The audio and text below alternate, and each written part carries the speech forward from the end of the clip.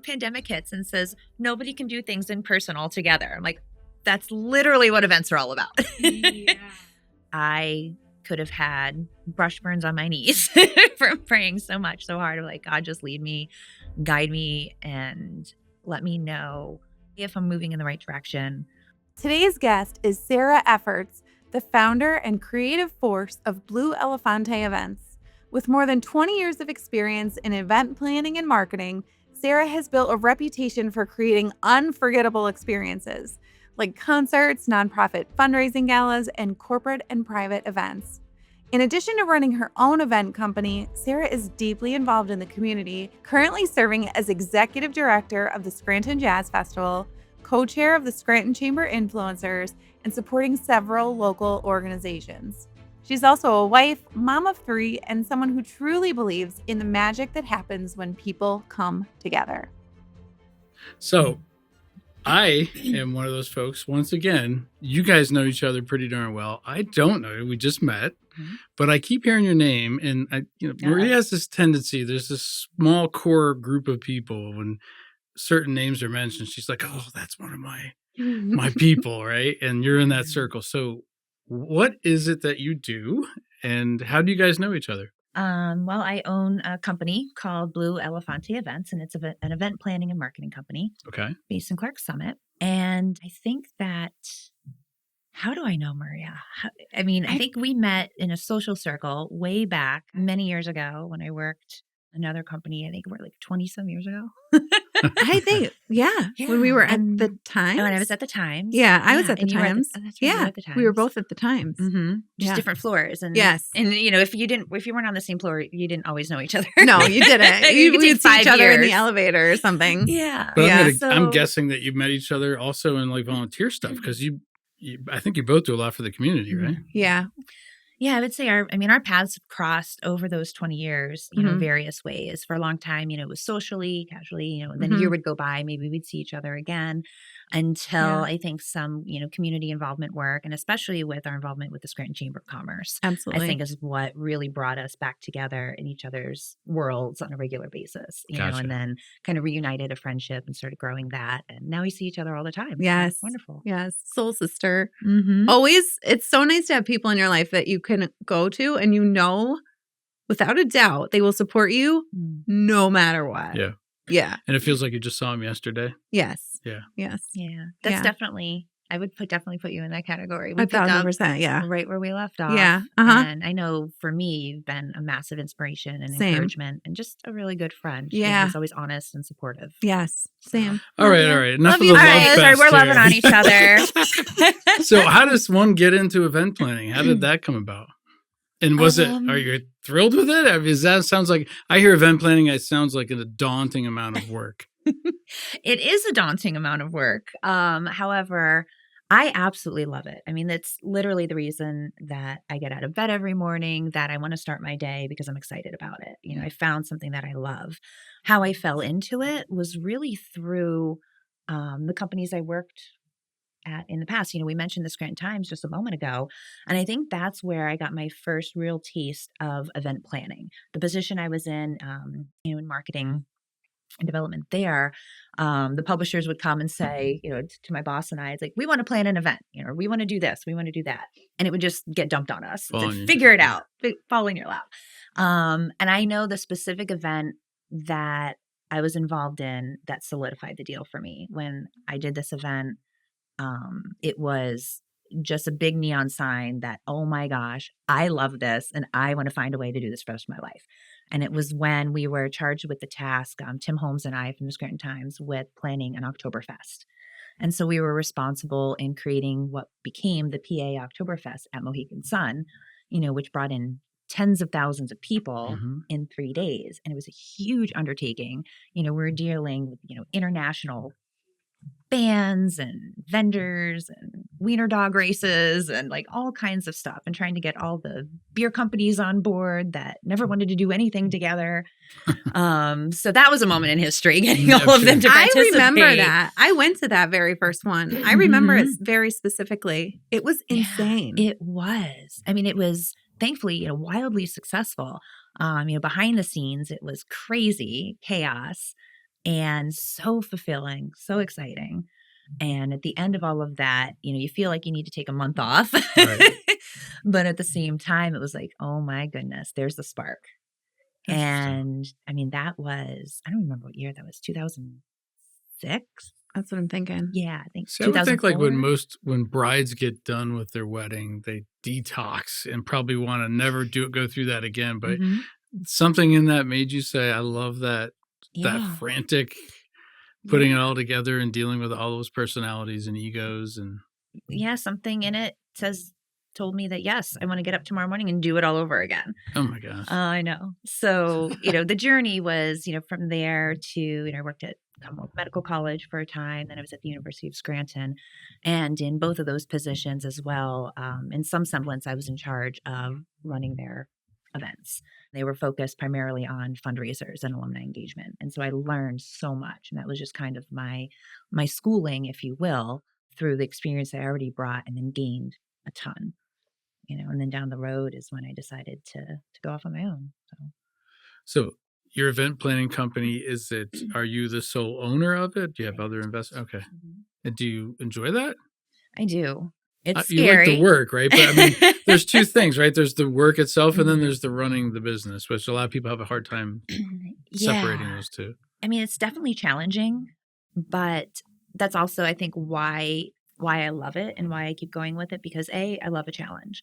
I love learning new things. I love conquering new milestones. I had always hoped, or dreamed to have my own business one day. Never really knew what that would be. Never really worked towards it either. I don't think I ever put any effort or time or serious thought into it. It was just one of those things. Mhm. My dad was a business owner. My mom worked for him after she left corporate. And so I kind of grew up in a household where, dad had his company and he makes things work. And he was, a phenomenal example of that dedication. I just couldn't wrap my head around it. How do I do that for myself? And what would that be? And, I started my career back in Philadelphia after college, and I was in finance. I worked for an investment advising company. Now Perfect there's fit. something in common. And you walked away from that? What? I know. I used to help my dad out in the summers Nice. because he was a certified financial planner, Okay. investment advisor. So I grew up with that. And my mom was a stockbroker. So your and parents were then- wicked smart. Come on now, let's go. and and so I went to school for business, eventually business, because I changed my majors twice, like we all do. Yeah, you're allowed to do that. With a marketing and finance focus, so right out of school, internship, got hired, and I was in finance in Philly for about 4 years. Moved back home to Northeast PA, starting my family. And it was during that time with having my son, and then finding out that we're going to get into family now for a minute. Sure, yeah. Well, When that's he usually part of was it. Yeah. 3 months old, found out that we were expecting again. So that was a big surprise. That's fast. Yeah. Yep. And when she was born, early, they were 11 months apart to Wow. the day. Wow. Mhm. February 14 and March 14. So they're the same Wow. age for 4 weeks. Yeah. Stacked. So I basically had double maternity leave. Mhm. And at that point, I told my then employers, like, I'm not coming back. I just can't and need to stay home. And that's when I started to kind of reevaluate things. And I left finance and started working at the Scranton Times on the marketing side of things. Mhm. So, Was it sad when you walked away from finance? it was honestly a little bit. It was Yeah. because there was, obviously a lot of time and effort and learning, Yeah. there was an investment of myself into that. But there's also, the culture of it. And it's a language that, I could speak with my parents. And that was a wonderful shared thing in that relationship as well. Just another layer of that. And I think my dad was, a part of him secretly hoping that one day I would take Sure. over the business or be involved, in some way, shape, or form. So I think he was more sad than I was at the time.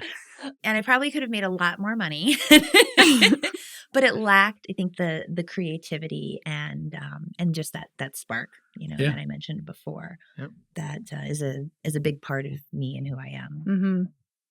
Yeah, I mean, marketing is a part of almost every business, right? And it's a Mhm. part of our investment advisory business. But Right. the folks that do the marketing with us, even internally or externally, they're wired different. Mhm. Yeah. So it sounds like you figured out how you were wired, and it sounds like you're in the sweet spot. I think I'm still figuring it out, but Okay. I'm definitely progressed. I see you as a very creative person, just a beautiful creative person. I know you've like artist wise, Mm. just with fashion, singing, and then the creativity of putting together these events that she does with different themes. I think you're Mhm. very creative. I can't see you in finance, if I'm being honest. Sarah, I know is like, what? I know it's That's a big definitely shocker You for realize how me. insulting definitely a that is when different you're like, side. you're so creative, I can't see you in finance. But I'm not surprised though, because she's brilliant. Okay, so you are into the marketing now at the Scranton Times, then you go to the universities. Mhm. At what point did you decide I'm going to go off on my own? Did you have a number of events that were steady? Had you been doing side work? How do you make that decision and Yeah. when? So I, was involved, as a volunteer or on boards of other nonprofits. So I was involved in their fundraising events. And that was just, one side of either, my company put me there, said, oh, be involved in this committee, or, I raised my hand and said, hey, this is an organization and a mission that I'm very passionate about, means something to me. How do I get more involved? And so that started to create, that volunteer work with events. And then it started to create clients that Hmm. came out of that almost just organically, by happenstance. And it came to a period of time where, you know, I just do things, and I always say this to my husband. He's like, I don't really know what you do, but you do a lot of things. I said, I don't know. I just go from one thing to the next. And it wasn't until he actually brought it to my attention. He said, you're doing a lot of events. I said, oh, not really. He said, Sarah, he's like, you're doing this and then this and then this, and you've got this meeting and that company and that organization. I said, oh, he goes, and you work full time, at the university. I said, yeah. Why don't you just start your own company? And I looked at him. I was like, I would love to, but I can't. He said, well, why not? Now, my husband is a serial entrepreneur, has multiple businesses, in various categories. And I look at him, I'm like, well, it's easy for you. You've got a partner and you've got all these other things going. You have a support system. And he says, you have a support system. You just have to realize it and realize that you can do this. So I chewed on that for a while, for a good number of months. And he circled back to it. So, did you start your company yet? We're sitting at dinner. And I looked at him like, no, what are you talking about? He said, I'm going to give you homework. I'm looking at him like, dude, come on. And he said, just start with a name. Just name it. Because then that's when it becomes real. That becomes something tangible. Yeah. So a few more months went by, and then I did, and I named it. And once that happened, I named it, registered it. It's like, wow, okay, so this could really be a thing. I could start to see a vision. But he hit the nail right on the head with saying, give it a name, and then it starts to come to life. And so I did that in 2016. And that's when Blu Elefante Events was born. And it was still managing, a few clients that I had, side projects, but then I started to actively go and pursue different work, different clients. And I was focusing on the nonprofit sector because was a strong area of my expertise. It was something I was kind of already doing, and it was an easy segue, especially with the contacts I had. And then just grew it from there. And I would do the occasional wedding, private events, dinners, I don't know, fashion shows, but also heavily involved in the Scranton Jazz Festival that I do every year. So there was that. And it just all started to build and grow on its own until I'd say 2019, 2 years later, 3 years later, when I started to really take it more seriously and say, no, this is going to be all or nothing. I'm ready. Mm. It was more like a hobby side gig with a name that you had to pay taxes on. Yeah. Love those. Right.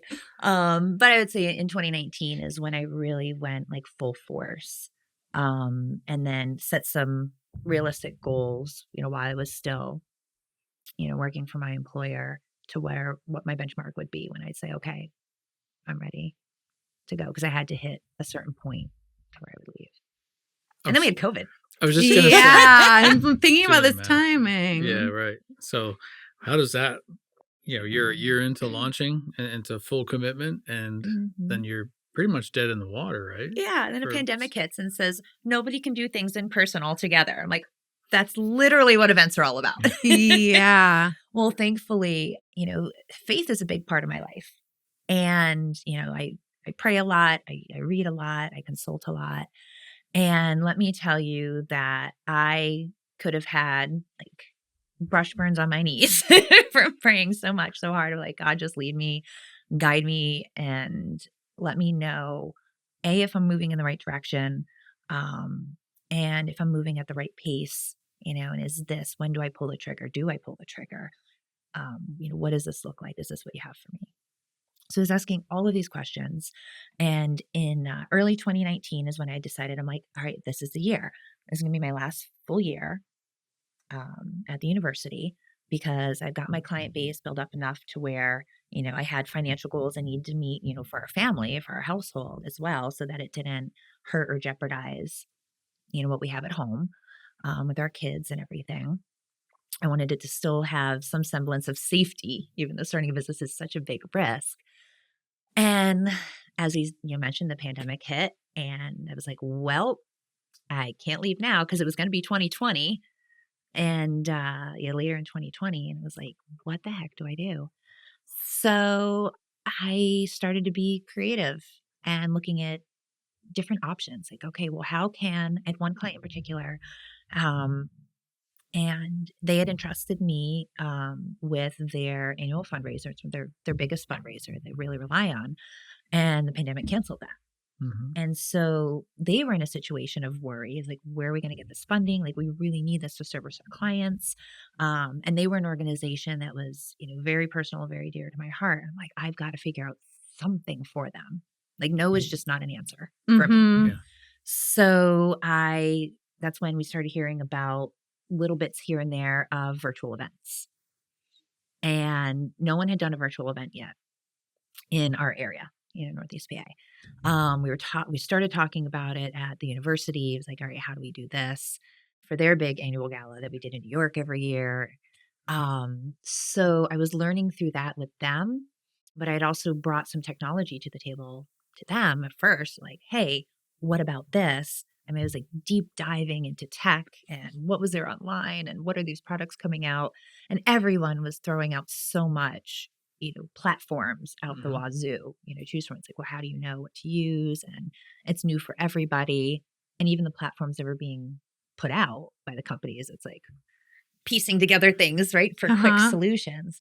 So long story short is I basically, dove into the tech, did a lot of self-learning, and presented this option to my client and said, hey, what do you think about this? We're going to do a virtual fundraiser. They're like, how the heck does that work? I was like, well, we're going to have, things set up safely. We need a film crew. And did I start going down the list, and their eyes just got big. They're like, oh my gosh, this sounds scary, overwhelming, and expensive. Yeah. I said, nope, it's not going to be scary, because I'm here to hold your hand. I'm going to walk you through everything. It's not going to be overwhelming, because that's my job. And it's not going to be expensive, because I found some really good partners who are also being very generous, and philanthropic given the situation. I said, so we're all going to come together and it's going to work. And they're like, we don't know. I said, do you trust me? Like, yeah, we trust you. I said, all right, we're going to dive into this and we're going to do this. And then we did. And that turned into then me taking that to a handful of others and saying, okay, here, this is what we did here. We could do this for you. It's going to look a little different, cater to what you need. So I continued then to be able to pivot and transition and build the business during COVID. That's unbelievable. And then coming out of COVID, it's like, all right, I can do anything. I've got this part and this part. And I gave my resignation to you once the pandemic was over, probably like 6 months after that. I'm like, see ya. Wow. There I go. Scary. Resourceful. That's crazy. Yes, resourceful. Yeah. Word of the day. That's fantastic. That's amazing. I think every business, one of the cool parts of COVID, I think, is, and so much more in hindsight now, but is the entrepreneurs, the real entrepreneurs, really had a chance, like you just said, to really make the difference. separate themselves from the pack. Mm-hmm. You know, you could have easily just said, yeah, we're all dead in the water, so I'm just going to sit here another month. Mm-hmm. Mm-hmm. But yeah, I'm in the room with two entrepreneurs and I'm one myself. So, I mean, I sat there staring at the ceiling, like, how can I do something here, right? This podcast, not this podcast, but podcasting for me was done during COVID. Really? Because I called one of the guys I admired the most and I said, I just want to talk to you on camera. And he's like, we're shut down at the golf course. Why don't you just come out there? And I'm like, great. And we stayed 6 feet apart. But it was a great interview. And afterwards I was like, I love talking to people like this and understanding what makes them tick. And I learned something from everybody we talked to in this room. Mm-hmm. It's fantastic. And so you had a new discovery about yourself during that time too. Yeah, I think a lot of us did, yeah. right? Yeah, I It's did. I think I found coaching during COVID. Yeah. So, okay. So now, are you doing this event planning? Is this a solo thing? Do you have employees? Or are you just like collaborating with people and coordinating people? What goes into that? Because it does seem daunting to a guy who can't throw a 10-person party at his house. So I mean, I own the company solely. So primarily, yes, I do everything solo. With a lot of the events, depending on the event and the team that's needed, I hire out. So I do have people that I hire, I bring in for the day, weekend, time period, to help run the event, staff the event. I did have a lovely assistant. She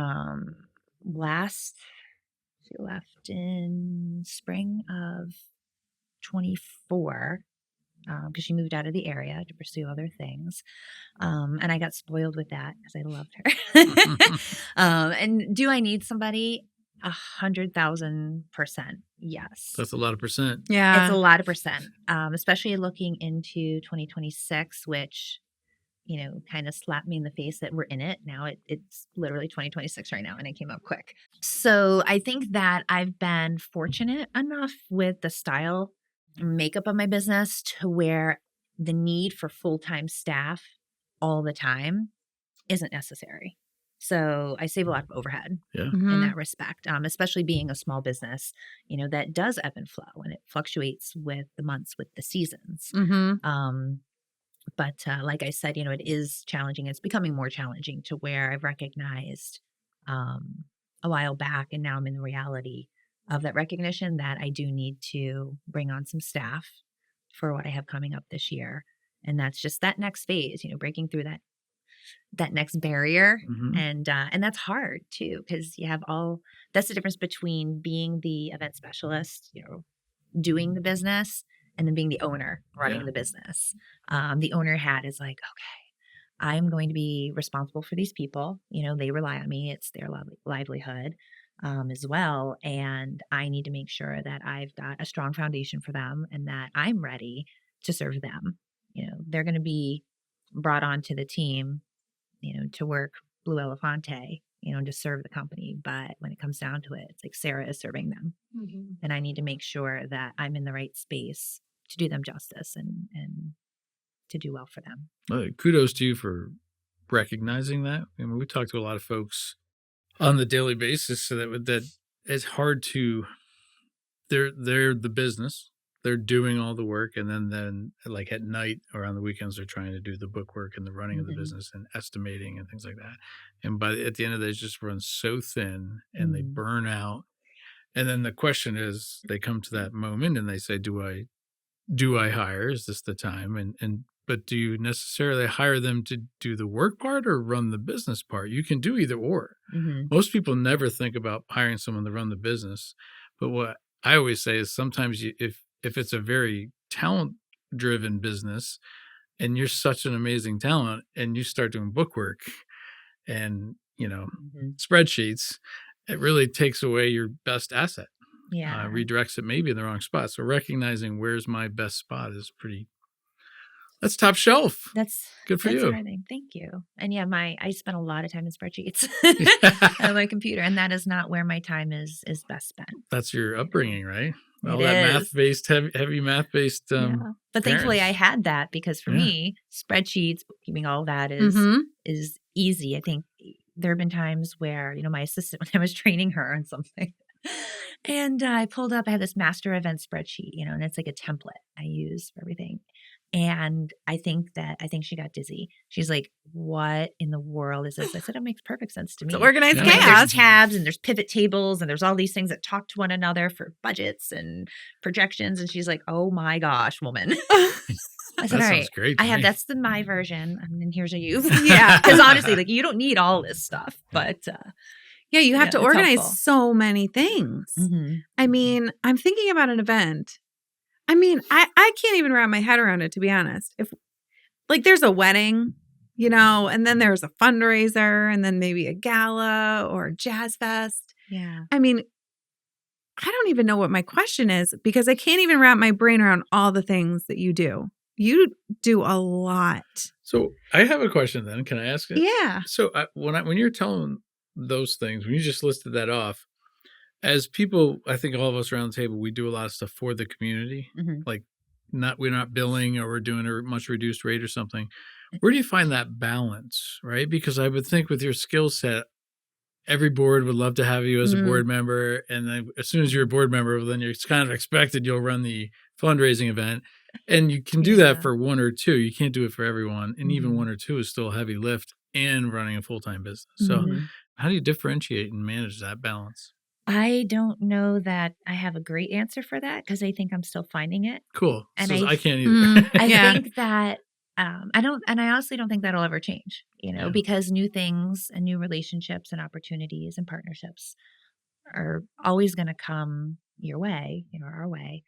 And so I think it's just a matter of evaluating the time investment, right? Being honest with yourself, which is something that I was never that great at. I'm getting better, but being honest with myself on the time I have to give, because I was a serial overcommitter. I'd always pull through, but I would suffer in the end. At the end of Right. the day, I'm just like, okay, I have nothing. I have nothing left in me. Yeah. I'm running myself ragged, and thinking, that's not healthy, and it not for me. But it also takes away then from my clients, from those that I may be volunteering or serving with, from my family. Those sacrifices, leave their mark. So it's a time evaluation, and then I also think being clear on your priorities, making sure that you invest the time to think about what those are, and not just jumping from one thing to the next, which is easy, like a habit to break, to do, and saying, okay, well, if I have this much time to give and this much of myself to give and this many resources, how do I divvy that up to where I feel like I'm serving my clients well, I'm serving my family well, I'm still giving to the community to the level that I want to give the community, and doing it all, successfully, and not giving someone, only 30% of myself, Yep. So that's a hard one. It I think is. it's gonna change, over time, from year to year and what I'm involved in. That reminds me of one of the questions I had, which is if your business is very seasonal, and I'm sure there are multiple events happening within a short time, even the same weekend, same night, same month, for sure.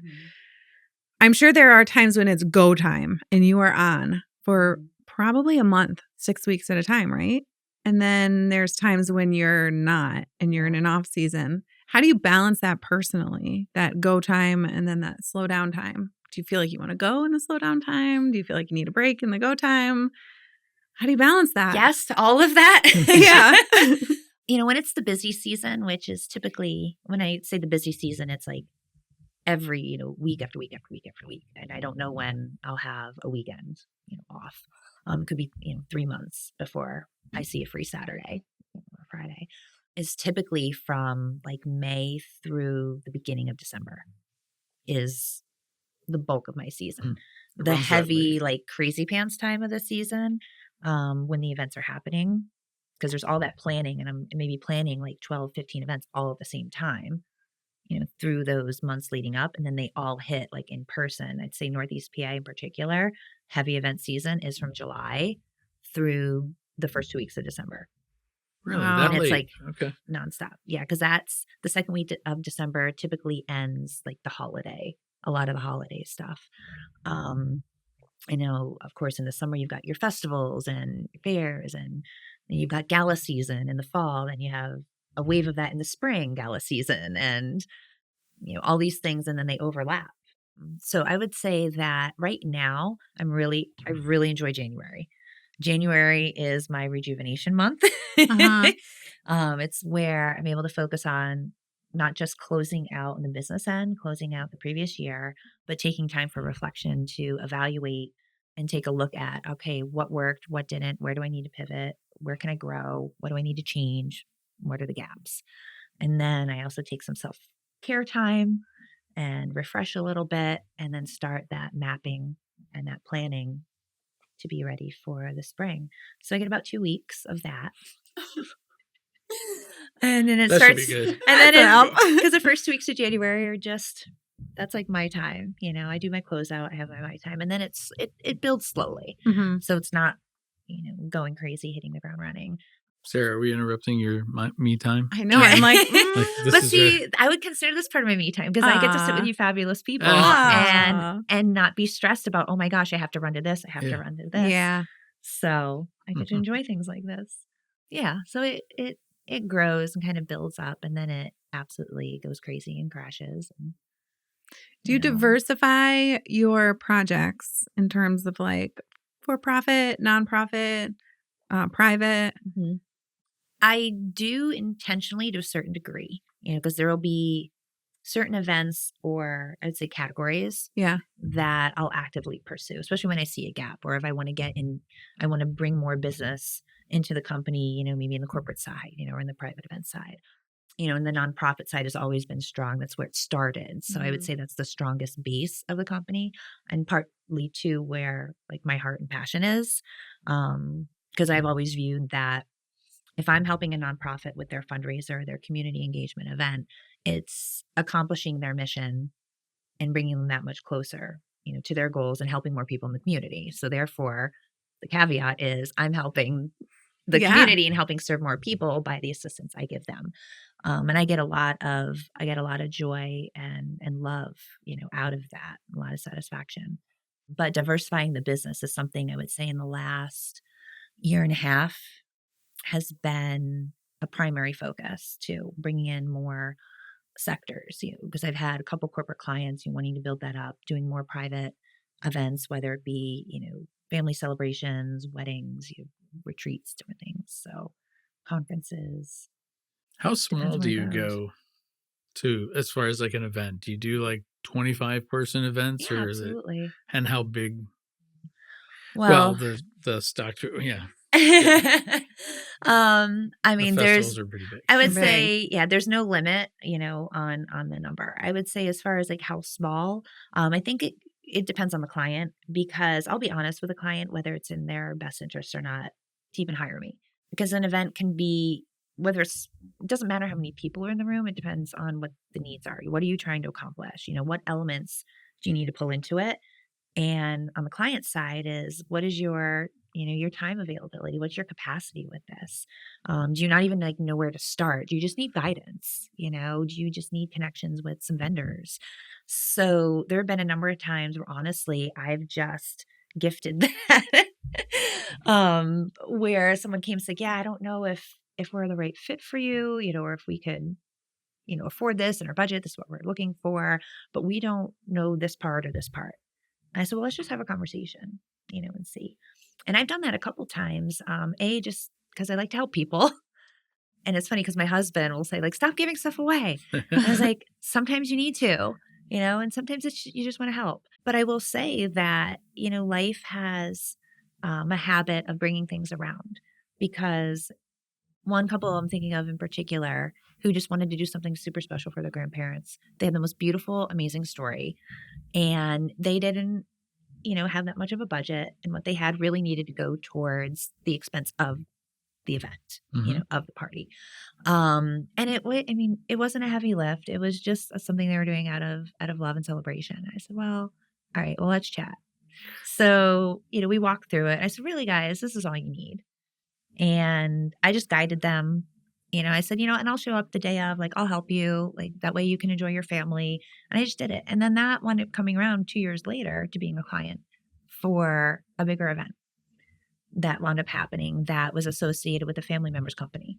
And I wouldn't have had that opportunity or that relationship, otherwise. Yeah. So sounds like a lot of what you do is around relationships and relationship building. Mm-hmm. And that speaks to you as a person. Yeah, 100%. I would say events, and I use that word a lot, talking here and talking about the business.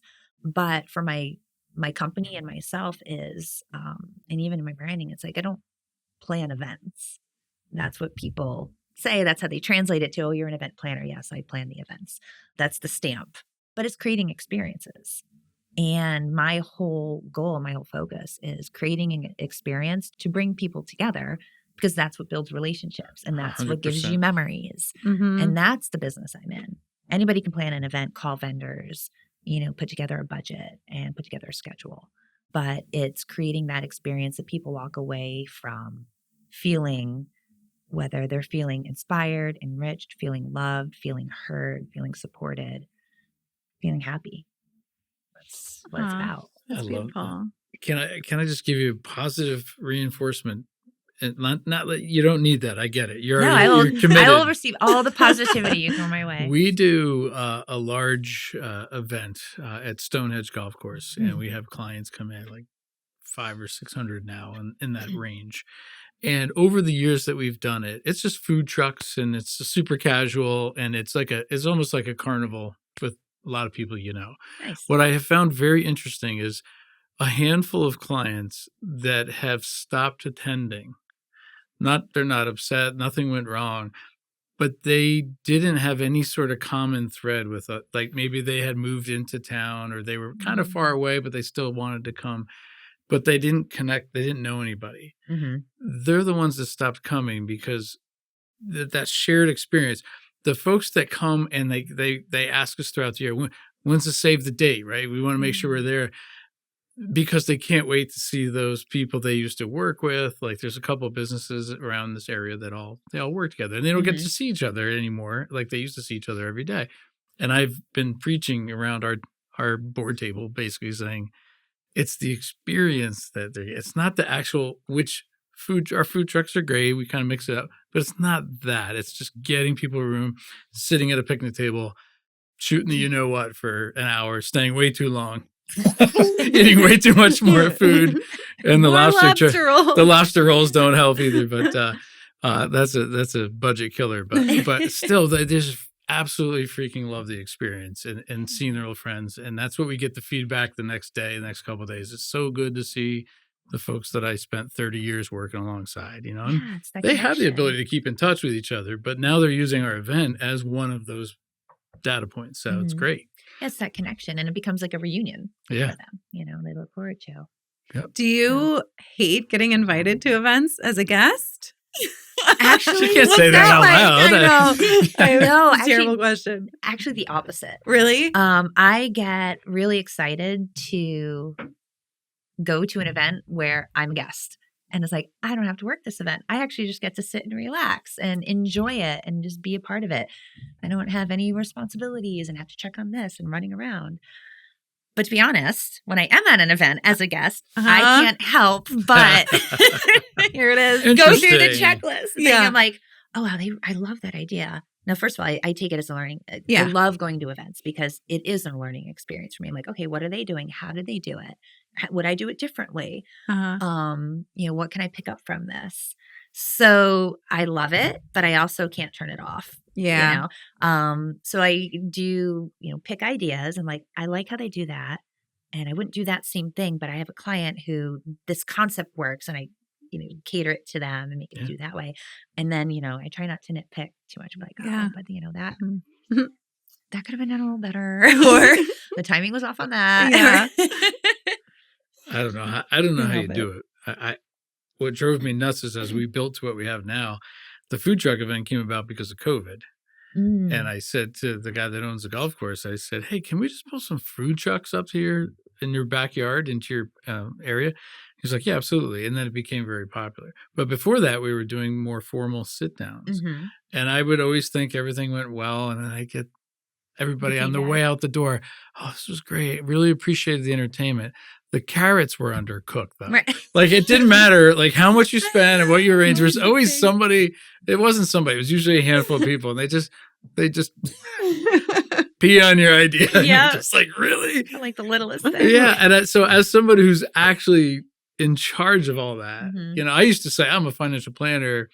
This isn't our thing. We're just doing this because we're trying our best. And we usually got extra slack. But for you, they're probably no holding slack. Yeah, they're No. probably holding you more accountable. Absolutely. Is your job wicked stressful? It is. And you enjoy Yeah, it though. I do. Yeah. Because I'm crazy.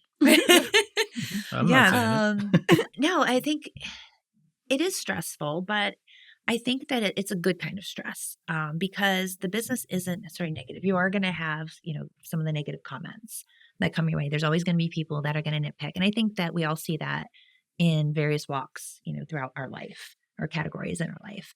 So I think that not expecting that would be, naive. And also I would say would reflect that you think you have nothing new to learn, that there's no area for improvement. So just because you may receive a negative comment and it may be, okay, yeah, the carrots are undercooked. Okay, well, I'm not the chef. I'm sorry. Yeah. But I can still take that and be mindful of, okay, so if that was my caterer, that I was using, next time that I work with them and depending on were they undercooked, were they not, doesn't really, how important is that would determine, do I say something the next time around or not and just handle it differently, or be mindful of what the menu is, what the timing is. With the timing with the caterer, were they rushed? Did I not leave enough time for them to do things properly in the order program? Like all of those kinds of things I would think about. So, it's stressful. Yeah. And, I am expected to have everything on spot, and perfect. And, nothing is ever 100% perfect because there's always room to improve. I've had like at the same exact event, I had two different people tell me the speakers were too loud and the other people couldn't hear. Yeah. And they were both like one table away from each other. So Everybody thinks they're right. Yeah. Well, and that's another thing I think, and particularly in, many businesses, but especially in, event design and consulting is you will never be able to please everyone because events, as we talked about a moment ago, it's about connection. It's about, all of these things, which is very personal. So you are creating an experience for people to be a personal experience. And with that comes their personal preferences, their personal opinions, and their personal expectations. And they are all over the map. And you will never be able to 100% satisfy all of that. So how I take all of that is, number one, my goal is to 100% satisfy my client, no matter what. That's a non-negotiable. Mm-hmm. Making sure that their needs, their goals, and their expectations are met. And then the guest comes second in that respect. When it comes to the day of the guest experience, then it's like, I should have already met my client's expectations before the event ever even happens. Oh, wow. And if I haven't, then I didn't do my job. Right. So they Then should that's on already you, yeah. be 100% confident, secure, happy, clear, identified what goals are going to be met, how this is going to happen, what the day is going to look like. And then they show up and then everything runs smoothly. Mm-hmm. So then that way, the day of, I'm focused on the guest experience and then managing their expectations to the best of my ability. And that goes with communicating well and working with the vendors and everything behind the scenes to make sure that everybody in the room is getting what they would expect or be pleased to have. Is there like a unique event in mind where you had to do different things or pull different vendors? Similar question, yeah. Yeah. Is there one that sticks out where you're like, I don't know how I pulled that off, but it was amazing? Probably a lot of them. Yeah, it's hard to. Right on the spot. I know, Maria. No lead. No lead. Well, I remember talking to you years ago, and I don't know why this story sticks in my head, and I think they're don't all remember to me now. a lot of it, but I know you'll remember it. It was a private party, I believe, at someone's house, and they were having like an art exhibit. They were having an artist. Was it the bunnies? There was the art exhibit in the guy's house. And you had people coming from all over the world that you had to figure out. I know what you're talking about. Sorry, you threw me off with bunnies. I'm like, Wasn't the artist like painted bunnies, right? no, Is that another thing? That's probably another thing. I'm blending two stories. Two stories. Yeah. Okay. Because I'm like, I don't remember bunnies in art. It sounds really interesting. And so that was something though. So it was like, that might have been an event I attended and didn't No. Okay. Yes.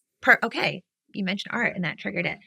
Probably, yes. One of the most, not unique, but like different events that I really had that really pushed challenged me and pushed my boundaries. So it was an art exhibit, and it was with this absolutely phenomenal, world-renowned photographer called Christopher Makos, and who lives in Milford, and is in New York, back and forth. Him and his partner Paul, who's also an amazing photographer, Paul Solberg. And so I had partnered with my client, with Bill Rosato. They were doing a big art exhibit in Milford at Historic Forest Hall. And the thing with Christopher Makos is that he is widely known in his career of Andy Warhol and his association with Andy. So Andy was a very good friend of his. He was his personal photographer. They went on trips together. The patient, he shadowed his life. And so he is like the number one photographer in the world of the life of Andy Warhol. So his work is all over the world, exhibits in Spain and Italy and, wherever. And they live in Milford, and it's wonderful. So and cool. they're amazing, lovely, very talented, very kind people, and just an absolute riot and joy to work with. But that event was a whole other level, even for me, because we had this huge empty space. It's a historic building, and there's nothing in it, except for rafters and old antique chandeliers. And it's all right, we've got this open canvas. The thing was, though, is that we had to build out a whole structure, gallery walls and lighting, and it had to be to the standard. I mean, his exhibits are in the Andy Warhol Museum, and he's been in MoMA and all this. So there were very high expectations. The whole remodeling project. Oh my goodness. Yes. In a historic building that you can't hurt or ruin. Yes. So I was working with, the building owner, who was also the client, with the contractor, and then with the photographers. Now it wasn't their event per se. It was, my client's event doing this with them. So it wound up actually being just a three-way partnership, the client, the photographers, and myself. But I was sourcing lighting that I had to get from England and build out, because they were it's the only, manufacturer that get the quantity that I needed and the number of lumens. And I learned a lot about, like I said, you learn something every day, Yeah. And so that was the build out of the event. And while they were working on framing the pieces and working on measurements, but then it came to the guest experience. Now it's the catering, and when you walk in, are you handed a glass of champagne, white gloved, how's the rest of the decor, what's the ambiance and the music, and then the guests, and running buses from their VIP list, from New York City to come in for the event, and having media and magazine representatives, because they were doing articles on Christopher's exhibit. So we've got I can't say them on here, but we've got, journalists and stuff coming, from New York to cover this event. And I'm just oh, that's a lot. It was awesome. And so how do you even begin something like that? How do you build a team to help you? I mean, it was literally just a lot of conversations. Every conversation identified a new need. It's all right, well, who do we know in this space? Who's the expert here? Mm-hmm. And we all recognized our roles. And what our area of expertise was to bring to the table, and not to, nobody let no one puffed out their chest. No one, let their ego get in the way. It's oh, I'll take care of it. I'll take care of it. All right, I got this. I know this. It's well, no, this is, here's an authority, and let's ask them, what's their recommendation? How would they advise on this? And so collectively, we pulled in who we needed to, and built the team that we needed to pull it off. So. It's amazing.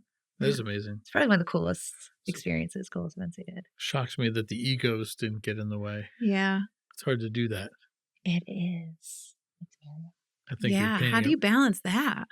Sometimes just walk away. Yeah. Yeah. And not like Yeah. from the job, but just a for a minute. couple minutes. Yeah. Yeah, just walk away. And sometimes walking away isn't physically, it's just being quiet and Mhm. letting them say what they want to say. And be like, Mhm. okay, Mhm. just listen, Mhm. choose your battles. Yeah. Mm-hmm. Yeah. It must be challenging to work with different committees of people, and there's a lot of different personalities. Mm-hmm. But at the end Yeah. of the day, like, hopefully everybody's goal is the same. Yeah, exactly. And I think that's the thing. If you bring, when conversations get a little dicey, or people get a little heated or, strongly opinionated, and you could start to feel like the tension spread in the room or across the table. My tendency is always then just to like sit back and listen. I'm like, all right, I'll let you have it's your stage. See what you need to say. And that's fine. They will take it under consideration, or, what out of everything you said, it depends on what it is. Yeah. It's like, you made a good point here, Mhm. some validation there, but we're going in this direction, or we'll see how we can incorporate that in, or, Yeah. there's always a way, working with different personalities. And I think it's just being sensitive to that. And also me coming to the table of, they might have hired me for my expertise, in my opinion, and guidance, but that doesn't necessarily mean that they're going to do everything that I present to them either. So it also keeps my ego in check. To say, it's like, well, I could think that this is the best idea. And sometimes I've been in situations where it wasn't about the idea. It was what was going to actually produce the best result for the client. And they wouldn't listen. And I was like, well, I explained the differences of why this way, not this way, and that's for you to evaluate. So, but at the end of the day, it's your decision. Mhm. And I can't force it on you. But I remind them, it's like, well, this is why you hired me. But it's still up to you.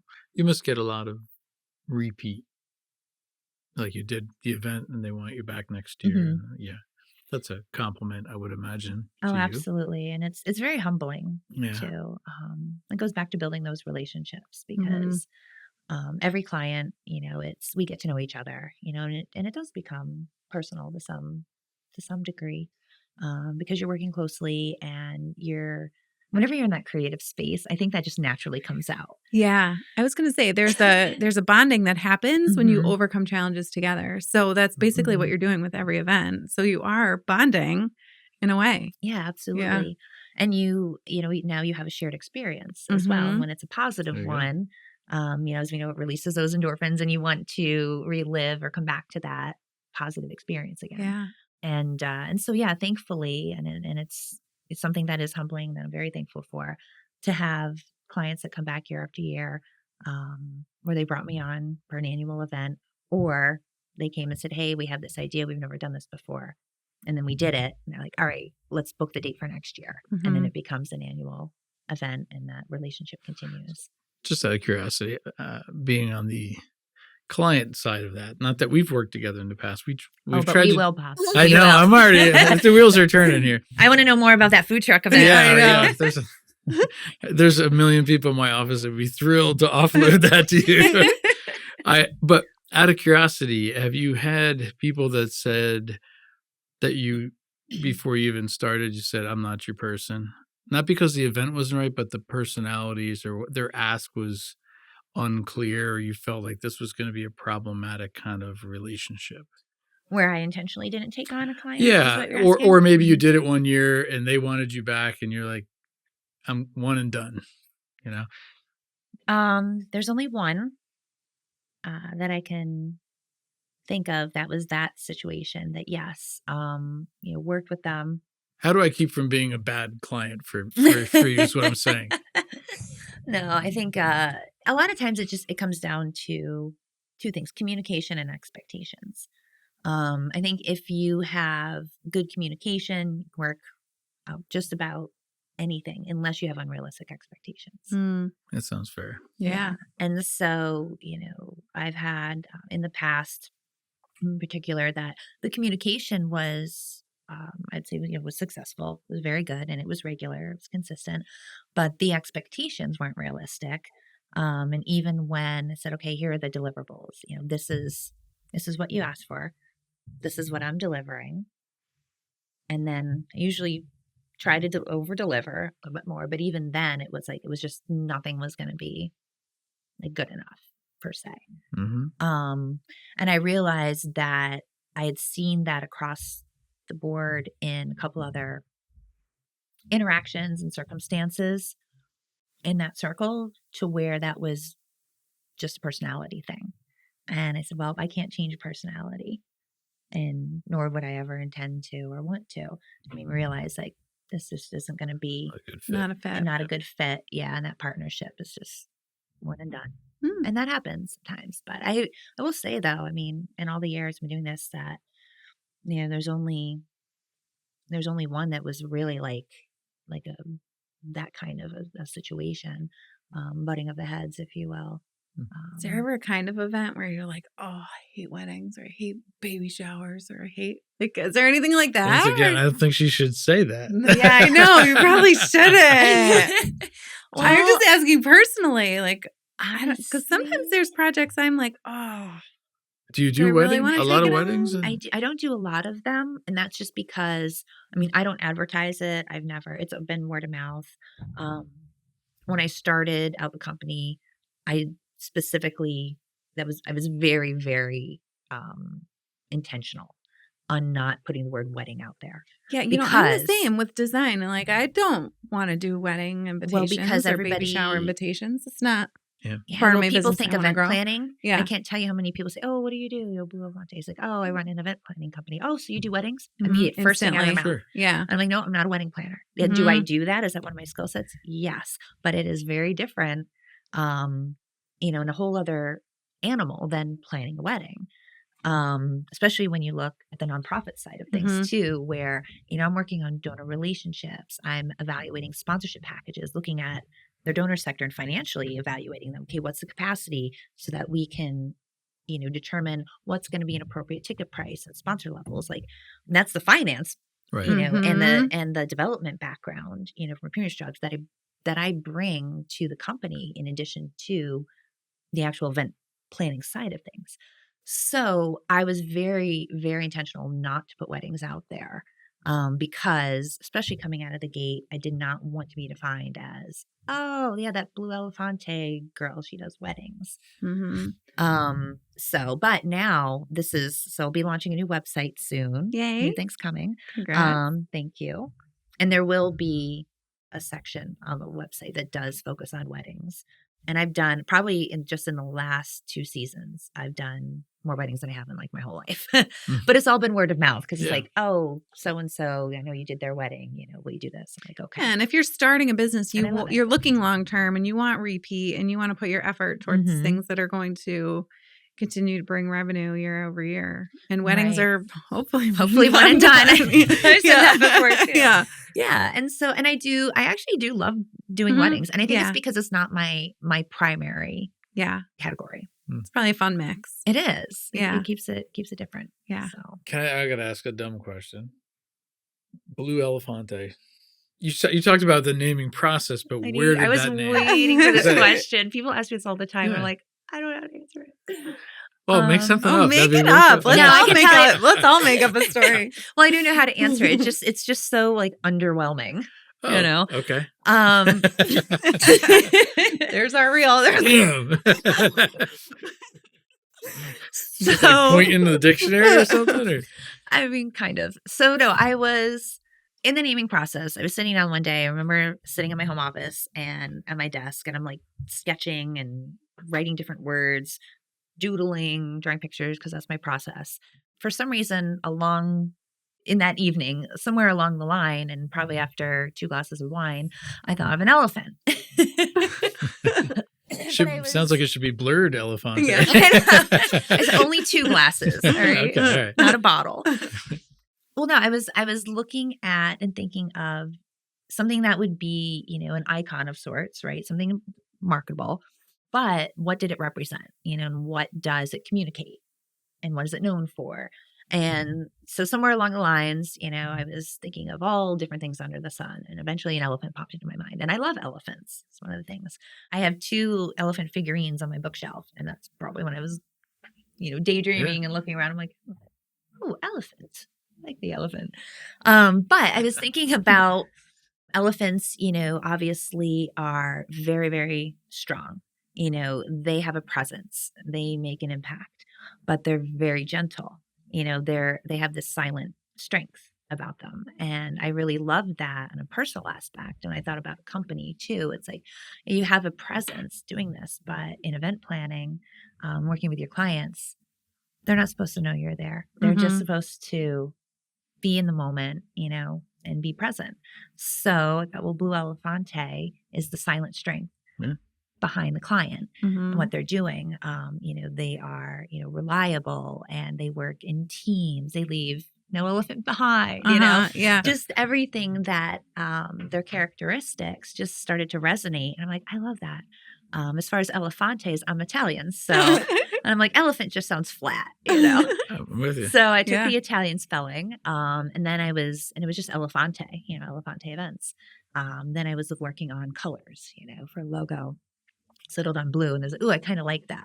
Blu Elefante, again, the Italians, and that's how it came to be. That's not underwhelming. I thought that was a cool story. It's great. Elephants are amazing creatures. At the parties, community, no one talks about the Blu Elefante behind in the room or whatever. Yes. I thank Michael G. Stanton for that one. I have some Italian in our family. We named our dog Diogi. D-O-G. Yes. Like Diogi. And I thought that was so clever. So I like the Elefante. I think I have a new level of respect for you, Bob. Really? Your dog. After like an hour, it's what I called my dog. Yeah, basically. Thank you. But tell her the name of your new dog. Kevin. Okay, no, that level of respect, that's gone. You have Diogi. Diogi. So fun. Yeah. Kevin. And Kevin. Kevin. So, I had this thing like you can't name. So this thought of my dog when you talked about how your husband said name it first. Yeah. And I felt the same way. I said they against my better judgment brought the dog home. It was a little corgi, and I was like, oh, now we have a dog. And they're like, what are we going to name it? And I was like, we don't know its personality, so let's give it a day or two. And so I kept calling it Dog, just as a joke. And then I was like, D-O-G. And I'm like, ooh, D-O-G. And I was like, yeah. So, and then I told everybody the next morning when they got up, and everybody loved it. So that's it. There you go. So, and then my wife just gets a new dog and names it Kevin. I think that's Which so actually funny. I really like Funny. now. But Yeah. at first I'm like, what? Yeah, no, I love it. Let's move on. I like Blu Elefante for some reason. Like, I don't know why, but when I first heard that, I was like, I kind of really like that. I have no Has a idea ring why to I it. like it, but I like I like that you like it. it. That's good. So in the beginning of this conversation, we're kind of probably a little over an hour now. So, Yeah, But- sorry, I'm very chatty. oh no, No, no, it's Sorry that's if I fine. talk great. too much. But That's the before we point. leave, you said in the beginning part that you're kind of at that point where you're thinking you might bring some help in and stuff. Mhm. So like what's on the horizon for can the Blu Elefante get bigger? It always can. What's your vision for that thing? Well, I'd say a couple things are that, the business thankfully has been growing year after year, with more clients or also existing clients doing more events. And that's been great. And there's some new things coming up this year, some new partnerships in the works that I can't announce yet until the ink is dry. But we'll be having a big announcement a little bit later this quarter. Hence why I will definitely need more hands on deck. But I think that, with the growth of events, the event business, in general, and spanning out, with the nonprofits, but getting more into, company events on the corporate side of things, there's just been that need. There's also another sector of the business that I've been growing and I've been doing kind of quietly. I just bring it to the client's attention when I need to, but it's not advertised and, out in the world is I have a silent auction portion of my company where it's, sports memorabilia, entertainment, jewelry, all those kinds of things. So when you go to like a fundraising gala and you see that silent auction with all this cool, awesome stuff to bid on, I am now, a provider of that. And I have been for 2 years now. But it hasn't been something that I've really, pushed, put out there. I'd say this past year, more so because some people just hired me to come in and do the auction, which is a great aspect to where you may not need me for the entire event or may not have the need or be the fit. Oh, but do you have a silent auction component? Okay, great. Well, then me and my team will come in, we'll source whatever's appropriate for your event, and we'll do that. And that's been a growing side of the company, and an additional revenue stream, which is wonderful. She is creative. That's going to be expanding, and it's something that can happen too without necessarily, my presence. Yeah. Or, a lot of planning. A team can do it. Yeah. A team can do it, but it's also something like, okay, once that's done, that's kind of like a short task, if you will, while I'm planning other events. But hey, I've got, it's another thing happening, that weekend where there's also this event where I do have to be on site and on deck for this. So it worked out well. It was a company I partnered with out in New Jersey who was coming here, and they're like, we met at a mutual friend's event who also, I do a couple of his events as a client. And he's like, you know what? This is the only event I come to Northeast PA for, to the Scranton area. And there's a lot of opportunity. And he said, I know other people are having auctions and they're trying to go here, go there, source it themselves. He said, why don't we just partner? I'll be your agent to source, all the items, because he has those relationships to get, autographed jerseys from Saquon Barkley, signed CD albums from Taylor Swift, like all authenticated and certified. So he's like, I keep doing that, but in my neck of the woods, and you take this neck of the woods, and I don't have to drive up here anymore. Yeah. Yeah. So that just kind of happened randomly and organically too. It's like, yeah, I'll do that now. I think that's a good sign of an entrepreneur. Yeah. Just keeping your eyes open. And, in COVID, it was forced, right? It was almost panic mode to Yeah. figure some way forward or through. But that's just good business to kind of every once in a while step back and go, there's something I can connect right there. Yeah. Because I was, wanting to diversify a little bit too, without stretching too thin. Yeah. And losing sight of like the core, because that's what's most important. But what other elements, could I incorporate without A, reinventing the wheel, B, making sure I'm providing something where there's a gap, maybe in this region in particular that isn't being sourced or being offered, that they're going outside of the area for when they shouldn't have to. You're amazing. You're doing amazing things. And it comes You to really Love are. Fest again. Aw. Well, thanks for taking some time out of your obviously very busy day, even though it's a little slower time of the year for you. But I hope this was cathartic for you. This You is said- awesome. Yeah. Thank you one, Yeah. for having me. And it's been awesome chatting with you guys. And But thank I you so appreciate you much. having me as a guest. Yeah, well, this is only successful with folks like yourself. You have great story to tell. Even your underwhelming story, I thought was super I interesting. know, right?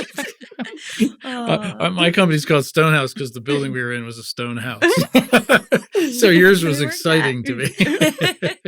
But I also love that the two of you have, joined together and partnered together to help share stories too and help educate people, because you're also doing that. The people you interview, probably not me because I don't know how much education I would give, but sharing people's stories and you learn something from it.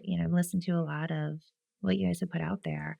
And there's just so much to hear, so much to learn, and so much to celebrate. And you guys are making that happen, which is beautiful. Appreciate that. You're Really being way fun. too humble. I know. I sat here and I learned a bunch of things. I Everybody's got know. stories, and the way you push through stuff is impressive. So Very impressive. there's a longer list of people that folded during those times. I couldn't figure it out and didn't have the resources or how to put it together. And you did. So you're not perfect. You didn't claim to be, but you figure a way through. And I think that's part of being a small business owner is sometimes just surviving. Yeah. And it's very not all the inspiring. time. And it's showing people that they could do it too. You That's just have right. to believe that they can and That's be true. creative and open and reach out to people, Mhm. connect. I think relationships was like a very cornerstone piece of your story. Mhm. And that's you creating those relationships. That's Yeah, you. 100%. Mhm. Yeah, that's what fuels me. Mm-hmm. So I get the Such a good sisterhood now. people. You guys are kind of wired the same. So Aw. Appreciate it. Love you. Fist bump time. Fist Oh, bump good time, Lord. Bob. Oh, sorry. We'll do it. That's a wrap on today's episode of Beyond the Bottom Line. Thank you for listening. If this conversation sparked something for you, please let us know. Follow, share, or leave a review. It helps us keep having the conversations we love that you love to listen to. We'll be back in 2 weeks with more real talk from real leaders. Until then, here's to feeling successful beyond the bottom line.